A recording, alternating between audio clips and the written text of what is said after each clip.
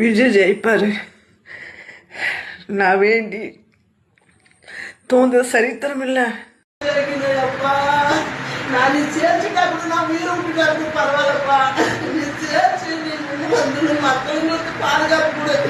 நீ சேர்ச்சுட்டா கூட நான் உயிரை கூட விட்டுக்கோப்பா. நான் உயிர் கூட தற்கொலை பண்ணிக்கோப்பா. ஆனால் நீ சேர்க்கணும் மக்களுக்கு நீ பாதுகாப்பா இருக்கணும்மா. வேடிக்கைக்கு பாதுகாப்பு தான் பண்ணி அதை கண்ணால பார்த்துட்டு கூட நான் சேர்த்துருவோம்ப்பா. எப்பா ஹாய் ஃப்ரெண்ட்ஸ், நான் உங்க சேலம் பொண்ணு சரண்யா. உங்களுக்கு ஒரு சந்தோஷமான விஷயம் என்னன்னு கேளுங்க. ஸோ கிட்டத்தட்ட ஒரு 3 மணி நேரமா ரொம்ப அழுது போராடி என் முருகன் கிட்ட ஒரு வாக்குறுதி கேட்டேன். ஸோ கண்டிப்பா கொடுத்துட்டாரு. அதை சத்தியமா எதிர்பார்க்கவே இல்லை. திட்டு 8:30லேருந்து மணி 12. சத்தியமா எதிர்பார்க்கவே முடியல. அவ்வளோ அழுக. எனக்கு மட்டும் நல்லது செய்யறல, இந்த நாட்டுக்கு நீ நல்லது செய்யணும் அப்படின்னு சொல்லி நிக்க அவர்கிட்ட வலியோடு நின்று உத்தரவு வாங்கிட்டேன். அவர் எனக்கு சத்தியமா கொடுத்துட்டாரு. இந்த 5 வருடம் ஸோ நம்ம நாட்டினோட சிஎம் ஸோ விஜய் அண்ணா அப்படிங்கிறது இதுல எந்த ஒரு மாற்றமுமே கிடையாது. என் முருகன் எனக்கு எப்படி துணை இருக்காரோ அதே மாதிரி இந்த நாட்டுக்கு துணை இருப்பாரு நான் நினைக்கிறேன். ஸோ கண்டிப்பா டிவிக்கே வெற்றி அடையும். ஸோ முருகனோட சப்போர்ட் இருக்கு. பேசியே முடிக்கல, உடனே பள்ளி சத்தம். சத்தியமா எதிர்பார்க்கவே இல்லை. உண்மையாவே முருகர் இருக்கிறது உண்மைங்க. இந்த நாட்டினோட முதலமைச்சர் டிவிக்கு வாழ்க. இது ஒண்ணு போதும். என்னோட கஷ்டத்துக்கு இது ஒண்ணு போதும். Thank you so much. சத்தியமா என்ன சொல்றேன்னு தெரியல முருகா, தெரியல. வெற்றி அடைஞ்சோடனே நான் உன்னை தேடி வரேன். ஹாய் விஜய் அண்ணா, இந்த வீடியோ உங்களுக்கு மட்டும்தான். ஒரு தங்கச்சியா உங்களாண்ட நான் கேக்குறேன், கண்டிப்பா நீங்க சிஎம் ஆயிடுவீங்க. ஆயிட்டா உங்க கிட்ட போயிட்டு உக்காந்து உங்க கைய பிடிச்சு எங்களோட கஷ்டத்தை எல்லாமே உங்களாண்ட ஷேர் பண்ணோம். ஒரு தங்கச்சி அண்ணாண்ட எப்படி ஷேர் பண்ணமோ அத போல எல்லா கஷ்டமும் உங்களாண்ட சொல்லுவோம் ஆசை. எனக்கு அண்ணாலாம் கிடையாது. ஒரு அண்ணாவா நீங்க இருப்பீங்கன்றது ஒரு நம்பிக்கை எங்களுக்கு. கண்டிப்பா உங்களை நேர்ல பார்க்கணும்னு ஆசை எங்களுக்கு. அது எங்க போய் எப்படி போய் உங்களை பாக்குறது எங்களுக்கு தெரியல. ஆனா இந்த சீக்கிரமா இந்த வீடியோ ஷேர் பண்ணுவீங்க நினைக்கிற மக்கள் கண்டிப்பா அண்ணனுக்கு ஷேர் பண்ணுங்க. அண்ணா பாப்பாரா என்னன்னு தெரியல. நிறைய கஷ்டங்கள் உங்கள்கிட்ட நாங்க ஷேர் பண்ணோம். நிறைய பெண்கள் இவ்வளோ கஷ்டத்துல இருக்கிறாங்க. வெளியில வர முடியாம உள்ளுக்குள்ளேயே இருக்கிறாங்க. நீங்க வந்து கண்டிப்பா எவ்வளவு கஷ்டத்தோட இருக்கிற பெண்களுக்கு வெளியில நீங்க கொண்டு வரணும். பெண்களாலையும் தைரியமா வாழ முடியும்ன்றது நீங்க தைரியம் சொல்லி கொடுக்கணும். அதுதான் என்னோட ஆசை. உங்களை பார்க்கணும்னா கண்டிப்பா உங்களை பார்க்கணும், கண்டிப்பா பார்க்கணும். எங்க ரொம்ப ஆர்வத்தோட ரொம்ப ஆசையோட இருக்கிறோம். உங்க தொகுதியில தான் நாங்களும் இருக்கிறோம். கண்டிப்பா விஜயானாவை நம்ம போய் பாத்துருவோம் அப்படின்ற ஒரு தைரியத்தால இருக்கிறோம். கண்டிப்பா பார்ப்போம். பாய் அண்ணா. ஓட்டு போறதுக்கு மட்டும் சென்னை போனா போதுமா? வின்னிங் மூமெண்ட்ல நம்ம டிவிக்கு வாரியர்ஸ் கூட கேண்டிடேட்ஸ் கூட பனையூர்ல செலிப்ரேட் பண்ணோம்ல. ஃபைனலி டு சென்னை 4th அன்னைக்கு வின்னிங் மூமெண்ட்டை என்ஜாய் பண்ண போறோம் பனையூர்ல. யாரெல்லாம் பனையூருக்கு அவைலபிளா இருக்கீங்களோ வாங்க. ஏண்டா, பெண்கள் அரசியல் பத்தி பேசி வீடியோ போட்டா நீங்க அசிங்கமா கமெண்ட் பண்ணுவீங்களா? அடுத்த வீட்டு பெண்களை அசிங்கமா பேசுறதுக்கு உங்களுக்கு யாரோட உரிமை கொடுத்தது? அடுத்த வீட்டு பெண்களை பேசுறது அசிங்கமா பேசலாம்னு சொல்லிட்டு உங்களுக்கு மட்டும் தனியா ஏதாவது சட்டம் இருக்கா? நாங்க தாவேகா கட்சியை சப்போர்ட் பண்ணி பேசுறோம். உனக்கு பிடிச்சா பாரு, பிடிக்கலையா போயிட்டே இரு. உன்னை யாரும் கண்டிப்பா நீ ஓட்டு போடணும், கண்டிப்பா தாவேகாவை ஜெயிக்க வைக்கணும்னு யாரும் பேசல. இல்ல கண்டிப்பா உன்னை யாரும் வீடியோ பார்க்க சொன்னாங்களா? பிடிச்சா பாரு, பிடிக்கலையா போயிட்டே இரு. அதை விட்டுட்டு தேவையில்லாத எது கமெண்ட் பண்ணிட்டு இருக்கீங்க? அதுலயும் ஒருத்த உன்னை பார்த்தா குடும்ப பெண் மாதிரி இருக்கு, எதுக்கு அரசியல் எல்லாம் பேசி அசிங்கமா இருக்கேன்னு. அரசியல் பேசினா அசிங்கமானவங்களா? அப்ப நீ ஆதரிக்கிற கட்சியில எல்லாம் வருஷ கணக்குல பெண்கள் இருக்காங்களே, அப்ப அவங்க இந்த பெண்கள்லாம் யாரு? அவங்களுக்கு எல்லாம் தெரியுமா அவங்க எல்லாம் குடும்ப பெண்கள் இல்லைன்னு நீ சொல்றேன்னு? எதை பேச கொஞ்சம் அறிவோட பேசுங்கடா. உங்களுக்கு மட்டும் தான் கோவம் வருமா? அதுல ஒருத்தன் மார்ட்டின் இருக்கான். அவன் கிறிஸ்தவனா என்னன்னே தெரியல. கிறிஸ்தவத்தையும் அரசியலையும் சம்பந்தப்படுத்தி கமெண்ட் பண்ணிட்டு இருக்கான். கிறிஸ்தவனா உனக்கு அர்த்தம் என்னன்னு தெரியுமா? மாதிரியே வாழ்றதுக்கு பேர் தான் கிறிஸ்தவன்ங்கிறது அர்த்தம். கிறிஸ்தவங்கன்னா அதிகமா கோவப்பட மாட்டாங்க, அமைதியா இருப்பாங்கன்னு இருப்பாங்க. அடுத்தவங்கள அசிங்கமா பேச மாட்டாங்க. முதல்ல உன்ன மாதிரி யாரும் பேச மாட்டாங்க. கண்டிப்பா நீ கிறிஸ்தவனா இருக்க முடியாது. எதுக்கெல்லாம் சம்பந்தப்படுத்தி பேசுறீங்க? எல்லாத்துக்குமே ஒரு அளவு இருக்கு. பிடிச்சா பாருங்க, பிடிக்கலையா போயிட்டே இருங்க. வர்ற தேர்தல் வரைக்கும் தான் தற்கொலைன்னு பேசிட்டு இருந்தீங்க. தேர்தலும் முடிஞ்சு போச்சு. வரப்போற 4ஆம் தேதி எந்த கட்சி ஜெயிச்சாலும் எங்களுக்கு ஒண்ணும் கிடையாது. நீங்க ஆதரிக்கிற கட்சி ஜெயிச்சாலுமே நாங்க ஒண்ணும் பண்ண போறது கிடையாது. ஆனா ஒருவேளை தாவேக ஜெயிச்சா நீங்க என்னடா பண்ணுவீங்க? ஜோசப் விஜய் சிஎம் ஆனா என்ன பண்ணுவீங்க? தமிழ்நாடு விட்டு ஓடி போயிடுவீங்களா? பேசுறதுல கொஞ்சம் அறிவோட பேசுங்கடா. 4ஆம் தேதி ஒரே ஒரு கட்சி மட்டும் சந்தோஷத்துல இருக்கும். ஏன்னா அந்த கட்சி ஜெயிச்சிருக்கும். மத்த நிறைய பேர் நொந்து போயிருப்பாங்க. அதுல நொந்து நூல் கண்டானவங்க 3 பேர் இருப்பாங்க. அவங்கள பத்தி பேசணும். முதல் ராகுல் காந்தி. இந்த கிழவன் ப. சிதம்பரம் பேச்சை கேட்டு திமுகவோட கூட்டணி வச்சதுக்கு விஜயோட வச்சிருந்தா இந்தியா முழுக்க செருப்படி வாங்கி கொண்டிருக்கும் காங்கிரஸ் தமிழ்நாட்டை ஆண்டு இருக்கும். போச்சே வட போச்சே அப்படிம்பாரு. அடுத்து யாருன்னு பாத்தீங்கன்னா நாம் தமிழர் சீமா. 20 வருஷமா அரசியல் இருக்கேன், இன்னும் பயிற்சி தான் எடுத்துக்கிட்டு இருக்கேன். ஏன்ட்டு நல்லா பேசுறவனுங்க ராஜீவ் காந்தி, அப்புறம் ப்ரொஃபசர் இருப்பேன்னா ஏதோ அதிமுக போயிட்டாரு, அப்புறம் காளியம்மா எல்லாம் பிச்சுக்கிட்டு போயிட்டாங்க. என் நிலைமையை பாருங்க. இந்த தேர்தலையும் பயிற்சி தான் எடுக்க போறேன். பேசாம ஒரு கூட்டணி சேர்ந்ததா விஜயோட, அவருக்கும் ஆட்சி அதிகாரம் வந்துருக்கு. போச்சு, சுத்தமா போச்சு. 3வது எடப்பாடியாரோட விஜய் சேர்ந்திருந்தா 5 வருஷத்துல அரசியல் என்னன்னு கத்துக்கிட்டு இருக்கலாம். 2 பேரும் ஒன்னா சேர்ந்தாங்கன்னா 234 ஸ்வீப். 234 ஸ்வீப் அடிச்சா அதிமுகவும் தாவேகாவும் கொஞ்சம் குறைஞ்ச அளவில் தான் சீட்டு பெறணும் வச்சுங்க. எதிர்கட்சி தலைவருங்க, துணை முதல்வர் கூட வேண்டாம். துணை முதல்வர் எதிர்கட்சி திமுக இருந்தா. இப்ப திமுகவோட அதிகம் வாக்கு வங்கி எடுத்து சீட்டு பிடிச்சிருந்தாருன்னா விஜய் எதிர்கட்சி தலைவர். அதை விட என்னங்க மவுசு வேணும்? அவர் போறாரு. அப்புறம் சுத்தி திமுக தான் இவ்வளவு டக்கால்ட்டி வேலை பண்ணி கோடியா செலவழிச்சு கிட்டத்தட்ட 1 லட்சம் கோடி செலவு பண்ணலாம் இந்த தேர்தலுக்கு. அதுக்கப்புறமும் திருப்படி வாங்கி அவங்கதான் இருக்கிறதுலே நூல் கண்டாக போறது. இன்னும் ஒட்டிக்கிட்டு தான் இருக்காங்க. 200 சீட்டு, 150 சீட்டு, 180 சீட்டு அப்படின்னு பெருசா வைக்க போறாங்க. மக்கள் பாத்துக்கிட்டே இருங்க. தாவேகா தோத்துருச்சு, விஜய் தோத்துட்டாரு.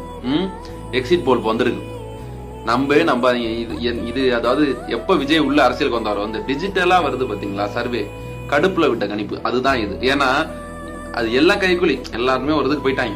நான் என்ன கேட்கிறேன், எக்ஸிட் போல் தானே. எக்ஸிட் போல்னா என்ன? வாக்களிச்சதுக்கு அப்புறம் பிந்தைய கருத்து கணிப்பு. போய் மக்கள்கிட்ட கேட்கறீங்க யாரு ஓட்டு போட்டீங்க? நாங்களாம் மக்கள் தானே, எங்கள்கிட்ட வந்து கேட்கவே இல்லை யாரும். உங்கள்ட்ட யாரும் கேட்டிருந்தாங்க அப்படின்னா நீங்க கமெண்ட் சொல்லுங்க. யாருக்காச்சும் கேட்டாங்கன்னா, யாரும் கேட்டது இல்லை. எப்படி அதாவது 125 சீட்டாம், அது 125 சீட்டுக்கு மேல திமுக. இவர் தாவேக்கா 10 சீட்டாம், 10-15 சீட்டா இல்ல 8ல இருந்து 10 சீட்டா. என்னடா 140, 150, 200 வரையும் போக வாய்ப்பு இருக்குன்னு சொல்லிட்டு இருந்த கட்சி அதுல பாதி கூட வர முடியாத அளவு உங்களுக்கு கருத்து கணிப்புனா எந்த மக்கள் சொன்னா ஓட்டு போடலன்னு? எனக்கு தெரிஞ்ச வரையும் 100-140க்கு மேலதான் சீட்டு தாவேகா. அது நல்லா தெரிஞ்ச விஷயம் தான். அதிமுக ஓட்டெல்லாம் எப்பயும் பிரிச்சு எடுத்தாச்சு தாவேகா. அவங்க எல்லாம் லீடிங்ல வந்துகிட்டு என்னன்னு புரியலையே ஒண்ணும். மே 4 வெயிட் பண்ணுவான். இது நடுவுல எந்த சர்வே எந்த கருத்து கணிப்புனாலும் அது கடுப்புல விட்ட கணிப்பு தான். ரியலா வரவே வராது. யாராலையும் கணிக்க முடியாம இருக்கு யார் வெற்றி பெறுவான்னு. அதை ஞாபகம் வச்சுங்க எல்லாரும். இது எக்ஸிட் போல் ஒரு பேக்கு தான் என்னைய பொறுத்த வரைக்கும். இது ஃபுல்லா உருட்டுன்னு உருட்டிட்டு இருக்காங்க. ஸோ இதை பத்தி நீங்க என்ன நினைக்கிறீங்க? யார் உண்மையிலே ஜெயிப்பான்னு சொல்லி நீங்க கமெண்ட் பண்ணுங்க. எக்ஸிட் போல் அப்படின்ற பேர்ல இந்த டிஎம்கே என்ன பண்ணுது அப்படின்னா, சரி அட்லீஸ்ட் இந்த எக்ஸிட் போலையாச்சும் நம்ம ஜெயிச்ச மாதிரி காமிச்சு நம்ம மனசை தேத்திப்போம் அப்படின்னு எந்தெந்த நியூஸ் சேனல் யூடியூப் சேனல்லாம் விலைக்கு போனாங்களோ அந்த யூடியூப் சேனல்ல மட்டும் டிஎம்கே 125 to 145, 150 to 160 அப்படின்னு நம்பர்ஸ் போட்டுக்கிறாங்க இவங்க இஷ்டத்துக்கு. எதையுமே நம்பாதீங்க. Local news channel, local YouTube channel எவனையும் நம்பாதீங்க. ஆக்சிஸ் மை இந்தியா அப்படின்னு கன்சியூமர் இன்டெலிஜென்ஸ் டேட்டா கம்பெனி அப்படின்னு ஒரு கம்பெனி இருக்கு. they are into the market since from 1988. அவங்க எடுத்த ரிப்போர்ட் பாத்தீங்கன்னா பெர்ஃபெக்ட்டா இருக்கும் எப்பயுமே. சோ அவங்க இந்த வாட்டி 2026 தமிழ்நாடு அசெம்பிளி எலெக்ஷனோட சர்வேவை ரிலீஸ் பண்ணிருக்காங்க. பாருங்க, அதை வேணா நம்ம நம்பலாம். எக்ஸிட் போல் அப்படின்னாலே நம்ம 100% அப்படியே இருக்குன்னு சொல்ல முடியாது. பட் இவங்க ரெப்யூட்டடான ஒரு டேட்டா இன்டெலிஜென்ஸ் கம்பெனி. ஸோ இவங்களோட ப்ரெடிக்ஷன்ஸ் எப்படி இருக்கு, சர்வே எப்படி இருக்குன்னு நீங்களே பாருங்க. சில யூடியூப் சேனல்லாம் DMK 120 to 135, ADMK 60 to 80, TVK 8 to 15. கடைசியா ஒன்னு சொன்னாங்க, அதுலதான் என் நெஞ்சே வெடிச்சிருச்சு. என்டிகே 2 to 8 சீட் ஜெயிக்குமா? டேய் பிச்சு போடுவேன் பிச்சு. சோ யாராச்சும் இந்த local YouTube channel, local news channel, அப்புறம் லைவ்ல 4 பேர் சோஃபா போட்டு உட்காந்துக்கிட்டு டிவிக்கெல்லாம் அவ்வளவுதான் 8 சீட்டு தான் ஜெயிக்கும், நாங்க தான் சொன்னோம்ல கூட்டம்லாம் ஓட்டா மாறாது அப்படின்லாம் பேசுவாங்க. எதையுமே காதல் எடுத்துக்காதீங்க, எதையுமே நினைச்சு டிமோட்டிவேட் ஆகிக்காதீங்க. சிலர் கூட சொல்லிட்டு இருந்தீங்க ஊர் ஃபுல்லா பிரச்சனை பண்ணி வச்சிருக்கோன்னு. இது அரசியல். ஏன்னா அரசியலில் எல்லாருமே அரசியலாக தான் பார்ப்பாங்க. நாளைக்கு டிஎம்கே வந்தாலுமே இதெல்லாம் ஒன்றும் பெருசாக எடுத்துக்க மாட்டாங்க. அரசியல்னா விமர்சனங்கள் இருக்க தான் செய்யும். ஆனால் ரியாலிட்டி என்ன அப்படின்னா விஜயன் தான் இந்த எலெக்ஷனில் ஜெயிப்பார். இல்லை அப்படின்னா அங்க எலெக்ஷன் ஒன்று வந்து ஏடிஎம்கே டிவிகே சேர்ந்து நம்ம தமிழ்நாட்டுக்கு ஒரு சூப்பரான ஆட்சியை கொடுப்பாங்க அப்படின்ற நம்பிக்கை எனக்கு இருக்கு. நான் ஏன் இவ்வளோ ஸ்ட்ராங்காக சொல்கிறேன் அப்படின்னா இந்த வீடியோவில் சர்வே எல்லாம் பார்க்குற ஆள் நான் கிடையாது. ரியாலிட்டியில் என்ன நடந்தது அப்படின்னு தான் நான் பார்ப்பேன். Only DMK supporters, DMK family members, DMK கொத்தடிமைகள் தான் டிஎம்கேக்கு குத்துச்சு. ஆனால் காமன் பீப்புள், யங்ஸ்டர்ஸ் அப்படின்ற ஒரு பேஸ் இருக்குல்ல, அதுதான் இங்கே பெருசு. அது எல்லாமே மாற்றம் வேணும்னு சொல்லி டிவிகேக்கும் ஏடிஎம்கேக்கும் தான் மாற்றி மாற்றி குத்துனாங்க. ஸோ கவலையே படாதீங்க, நல்லது நடக்கும், கான்ஃபிடென்ட்டாக இருப்போம். இந்த எலெக்ஷனுடைய ஸ்பெஷாலிட்டி என்ன அப்படின்னாக்கா, யார் வருவாங்கன்னு நினைச்சாங்களோ அவங்க வரமாட்டாங்க, யார் வரமாட்டாங்கன்னு நினைக்கிறாங்களோ அவங்க வந்துருவாங்க. 200 தொகுதிகளுக்கு மேல் விழுவோம் அப்படின்னு தான் சொல்லிட்டு திரியுறாங்க பாருங்க. அவங்களுக்குன்னா எப்படி இருக்கும்ன்றது மே 4ஆம் தேதி நீங்களே பார்க்க தான் போறீங்க. அதே மாதிரி கூடுற கூட்டம் ஓட்டா மாறுமா அப்படின்னு அரசியல் வியாக்கியானம் பேசுறாங்க இல்லையா, அவங்களுக்கு பாத்தீங்கன்னாக்கா அன்னைக்கு வாயில அல்வா தான். யார ரொம்ப உதாசீனப்படுத்தி ரொம்ப கேவலப்படுத்தி கூத்தாடி நடிக வந்தவொடனே சிஎம் ஆகலான்னு பாக்குறாரு அப்படின்ற மாதிரினாக்கா பேசிக்கிட்டு இருந்தாங்களோ, அவங்களுக்கு எல்லாம் பாத்தீங்கன்னாக்கா இருக்கிற இடம் தெரியாத பொட்டி பாம்பா வாழை சுருட்டிக்கிட்டு கப்பு சிப்புன்னு அடக்கி வாசிக்க வேண்டிய இடத்துக்கு போக போறாங்க. இதெல்லாமே எதை பேஸ் பண்ணி நம்ம சொல்றோம் அப்படின்னாக்கா, விஜயோட ஜாதகப்படி விருச்சிக ராகு, உச்சம் பெற்ற ராகு, நடந்துகிட்டு இருக்க அந்த சுக்கிரனை பார்வையிடுகின்ற ராகு அப்படின்னும் போது எதிரிகள் தலைதெறிக்க ஓடுவர். மே 4. எல்லாரும் இன்ஸ்டாகிராம்ல இந்த ரீல பாத்துட்டு இருப்பீங்கன்னு நினைக்கிறேன். கடைசியா நடந்த எலெக்ஷன்ல வெறும் 73% தான் ஓட் போல இருக்கு. இப்ப இருக்கிற சிச்சுவேஷன்ல ஒரு வேளை நம்ம ஜெயிக்கணும்னா மிச்சம் இருக்கிற ஒவ்வொருத்தரும் ஓட்டு போட்டா மட்டும்தான் ஜெயிக்க முடியும். ஏன்னா சின்ன பசங்க கனவு காண்ற தவிர இவங்க என்ன சத்தப்பட்ட